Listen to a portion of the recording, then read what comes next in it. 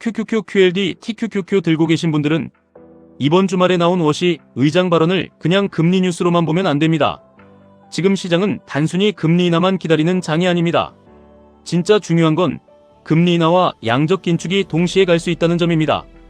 이 조합을 잘못 읽으면 오르는 날에는 추격 매수하고 흔들리는 날에는 겁먹고 던지는 최악의 매매가 나올 수 있습니다. 미국장은 독립기념일 대체 휴일로 쉬었습니다. 하지만 시장을 움직이는 재료는 쉬지 않았습니다. 트럼프 대통령은 백악관에서 CNBC와 인터뷰를 하면서 다시 연준을 강하게 압박했습니다. 경제 지표가 좋게 나오면 왜 시장이 금리 걱정부터 하느냐? 왜 좋은 뉴스가 나쁜 뉴스처럼 해석되느냐? 인플레이션 공포에 너무 갇혀있는 것 아니냐? 이런 메시지를 던진 겁니다. 이 말은 단순한 정치적 발언이 아닙니다. QQQ QLD TQQQ 투자자 입장에서는 금리 인하 압박이 다시 강해지고 있다는 뜻입니다. 그런데 여기서 착각하면 안 됩니다. 금리 인하 압박이 있다고 해서 무조건 나스닥이 바로 폭등한다는 뜻은 아닙니다. 왜냐하면 워시 의장은 금리만 보는 사람이 아니라 연준의 대차 대조표를 매우 중요하게 보는 사람이기 때문입니다. 워시 의장은 신트라 포럼에서 몇 가지 중요한 말을 했습니다. 인플레이션 기대가 최근 몇 주 동안 내려갔다고 했습니다. 하지만 연준이 2% 이상의 물가를 쉽게 용인할 것이라고 생각하지 말라고 했습니다. 물가 안정에 집중해야 한다고도 했습니다. 이 부분만 보면 매파적으로 들립니다.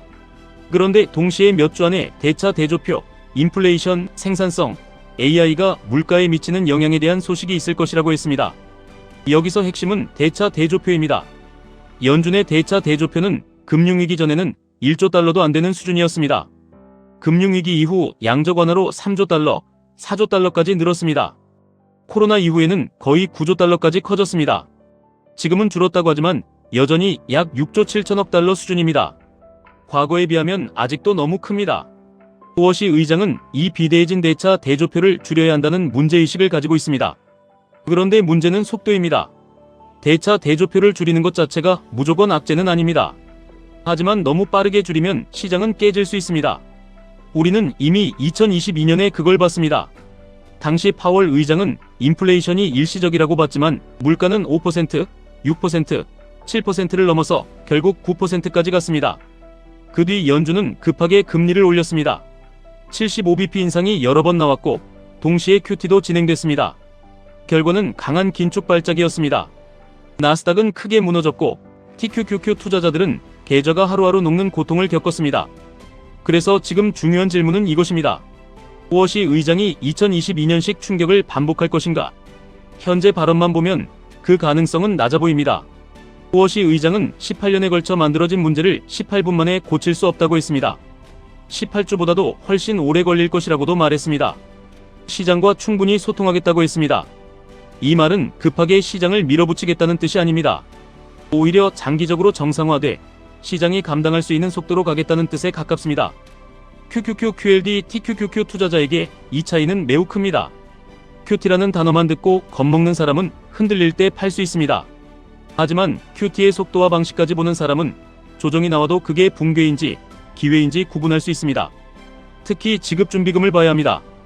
은행들이 연준에 맡겨둔 지급준비금이 너무 빨리 줄어들면 은행은 대출을 줄이게 됩니다.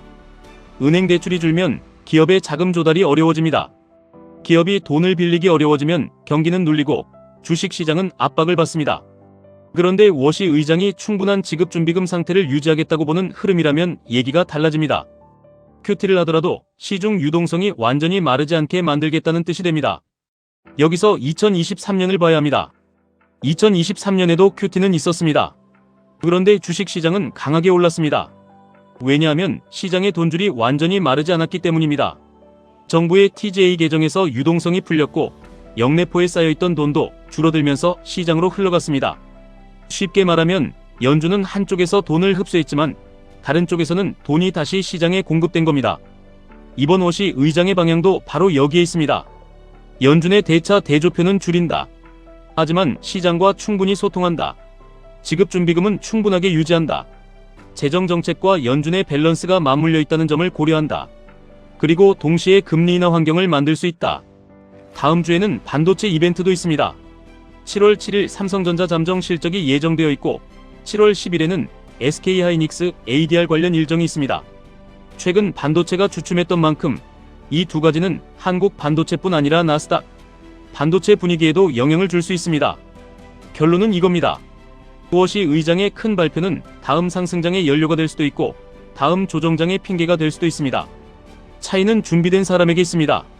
QT라는 단어에 겁먹지 말고 금리 인하라는 단어에 흥분하지 마십시오. 돈이 어디서 빠지고 어디서 다시 들어오는지 보십시오. 그걸 보는 사람이 QQQ를 버티고 QLD를 오래 가져가고 TQQQ를 기회 구간에서만 쓸 수 있습니다. 지금까지 1분 투자 하이젠버그였습니다.